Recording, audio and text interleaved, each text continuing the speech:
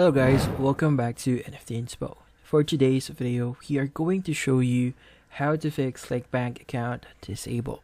So it's actually pretty easy. You just need to visit the following websites for you to able to fix this. So first thing that you want to do is you want to go to the Clickbank website. So from here you want to go to support, and under support you'll be able to contact support here.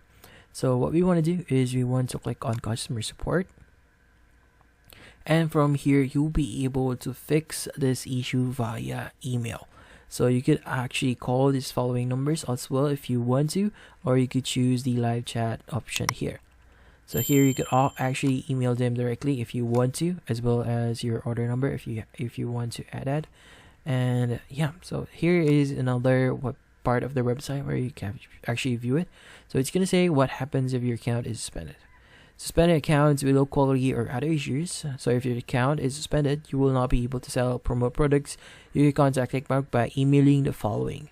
So if you have any questions about your account status, you can go ahead and email this specific email address here to have a conversation about the status of your account, and that's about it. So hopefully this video was able to help you. Like and subscribe to NFT Info. Thank you for watching.